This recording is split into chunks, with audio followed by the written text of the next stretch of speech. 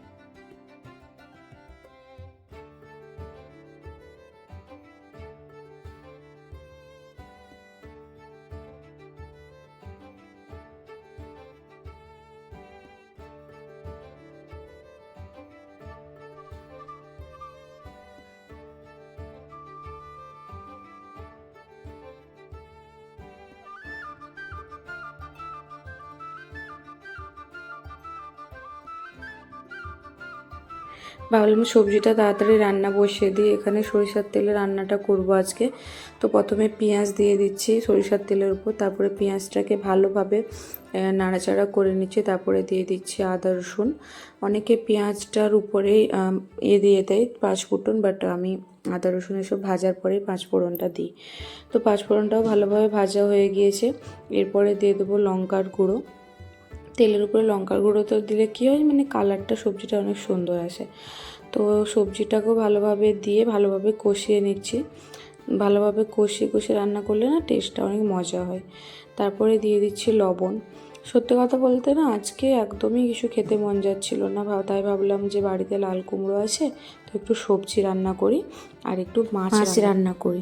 তাই দেখো সব হলুদটাও দিয়ে দিলাম, তারপরে জিরে গুঁড়ো দিয়ে ভালোভাবে কষিয়ে নিচ্ছি। এপাশে মাছটাও ভালোভাবে ভাজা হয়ে গিয়েছে, ফলই মাছটা। তো এখানে মাছটাও রান্না করতে বসিয়ে দিয়েছি, সরিষার তেল দিয়ে দিয়েছি, তারপরে দিয়ে দিচ্ছি পেঁয়াজ। পেঁয়াজটা একটু বেশি করে দিয়েছি, কারণ মাছের তেল ঝালে একটু পেঁয়াজ না বেশি থাকলে ভালো লাগে না। তো নুনটা দিয়ে দিলাম যাতে তাড়াতাড়ি মানে পেঁয়াজটা নরম হয়ে যায়। তো ভালোভাবে লাল লাল হয়ে যেতে একটু ফোড়ন দিয়ে দিলাম, তারপরে 2-3 টুকরো কাঁচা আম দিলাম। মানে গরমে না কাঁচা আমের হালকা যে টককাটা খেতে অনেকই মজা লাগে। তারপরে সব রকমের গুঁড়ো মশলা দিয়ে দিলাম, হলুদ, লঙ্কা আর জিরে। তারপরে পানি দিয়ে ভালোভাবে মানে ওটাকে কষিয়ে ঢাকা দিয়ে দিয়েছি। এপাশে সবজিটাকেও পানি দিয়ে বসিয়ে দিয়েছি, ভালোভাবে কষিয়ে সব জল দিয়ে ফুটে উঠতে মাছগুলো দিয়ে দিচ্ছি। মাছগুলো মানে আজকে দুপুরে যে খেতে বসেছিলাম অনেকই সুন্দর লাগছিলো, হালকা গরমকালে খাট্টা খেতে ভালোই লাগে।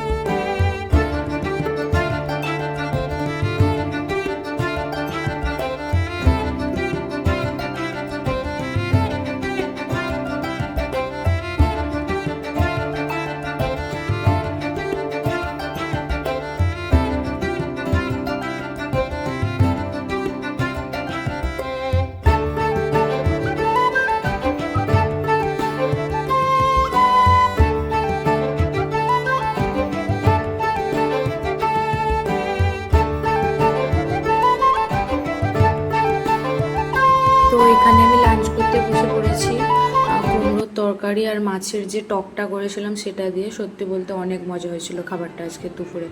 মানে খেয়ে একটা বাঙালিয়ানা মুড আসছিল। তারপরে একটা ফেস প্যাক বানাতে বসে গেছি, এত রোদে ট্যান পড়ে যাচ্ছে, এত গরম, তাই তোমাদেরকে ফেস প্যাকটা ভাবলাম তোমাদের সঙ্গেও শেয়ার করি। তো প্রথমে একটা বড় আলুকে ভালোভাবে গ্রেটারে গ্রেট করে রসটা বের করে নিয়েছি। তারপরে তাতে দিয়ে দিচ্ছি কফিটা দেওয়ার পরে এখানে দেখো চালের আটা দিচ্ছি। তোমরা মানে যতটা রস থাকবে সে অনুযায়ী চালের আটাটা দিবে, ঠিক আছে। তারপর উপর থেকে দিয়ে দিচ্ছি, এটা হচ্ছে main ingredient, orange peel powder. আমরা যে কমলা লেবু খাই তার কমলা লেবুর শালটাকে শুকিয়ে আমি পাউডার করে রেখেছি, সেই পাউডারটা। আমি তো এক ধরনের বড় করে তাই বেশি করে বানিয়ে এটা ফ্রিজের যে বরফের এটা থাকে তাতে ভালোভাবে ভরে দিচ্ছি, প্রতিদিন একটা করে মাখবো বলে। তো ঘন্টাখানেক রেস্ট নিয়ে নিলাম, তারপরে দেখো এটা ভালোভাবে বরফ জমে গেছে। এটাকে ভালোভাবে ফ্রিজ থেকে বের করে নিচ্ছি, এখন একটু স্কিনে দেব। তো এত কুড়ে আমি দেখো ওটাকে দিয়েই মানে সুইচটা জ্বালাচ্ছে, ফ্যান আর এটা অন করছি লাইটটা।